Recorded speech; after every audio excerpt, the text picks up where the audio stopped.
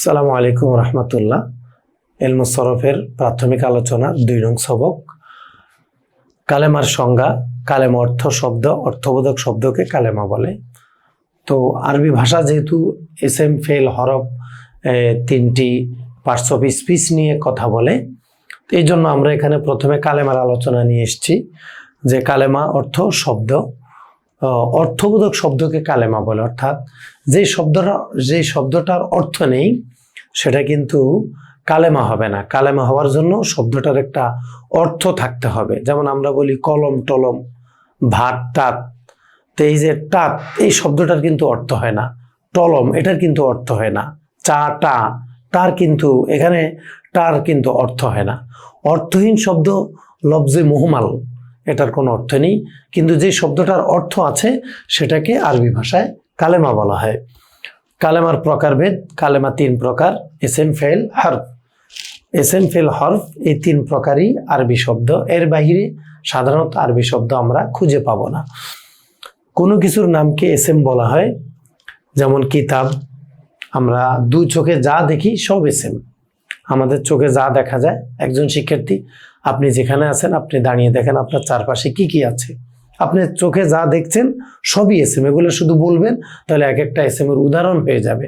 তাহলে যে কোনো কিছুর নামকে এসএম বলা হয়। সকল ধরনের কাজকে ফেল বলা হয়।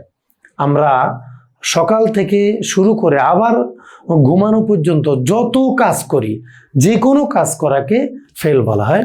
যেমন দারাসা, সে পাঠ করলো; নামা, সে ঘুমালো; কাতাবা, সে লিখলো; জাহাবা, সে গেল; তাওয়াদ্দুআ, সে উজু করলো; সল্লা, সে নামাজ পড়লো। এইভাবে আমরা যত কাজ করি সকল কাজকে ফেল বলা হয়।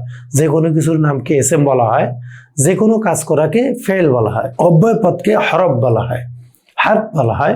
যেমন মিন থেকে। অব্যয় পদ বিষয়টা কি? এটা মূলত যে শব্দটা নামও বুঝায় না, কাজও বুঝায় না, যে শব্দটা দ্বারা নামও বুঝায় না, কোনো কাজ করাও বুঝায় না, এই শব্দটাকে বলা হয় হার্ফ। তাহলে হার্ফ শব্দের অর্থ হলো অব্যয় পদ। অর্থাৎ এটা দ্বারা কোনো কিছুর নাম বুঝাবে না, এটা দ্বারা কোনো কাজ করা বুঝাবে না। এই দুইটা না বুঝানোকে বলা হয় কি হার্ফ। যেমন থেকে। থেকে বললে আমরা কোনো বস্তু, কোনো কিছুর নাম বুঝি না। থেকে বললে থেকে, দিকে, মধ্যে, এই ধরনের শব্দের মাধ্যমে আমরা কোনো কাজ করাও বুঝি না, আমরা কোনো কিছুর নামও বুঝি না।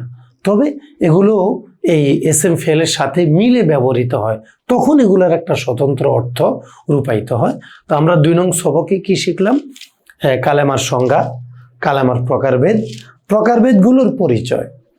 তো আমরা এই আগের সবকের সাথে 1 নং সবকের সাথে আমরা 2 নং সবককে আয়ত্ত করার পরে আমরা 2 জন মিলে 3 জন মিলে আমরা এগুলো তাকরার করব, বারবার বোঝার চেষ্টা করব যে আমাদের আশপাশ থেকে আমরা এসএম ফেল হার্ফ বের করতে পারি কিনা।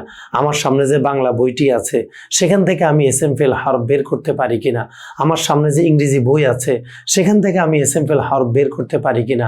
আমার সামনে যে আরবি বই আছে সেখান থেকে আমি এসএম ফেল হার্ফ বের করতে পারি কিনা।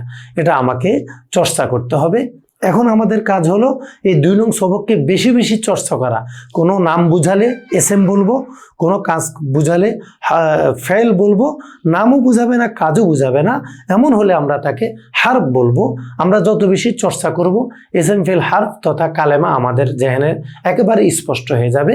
2 নং সবক সমাপ্ত হলো। আসসালামু আলাইকুম।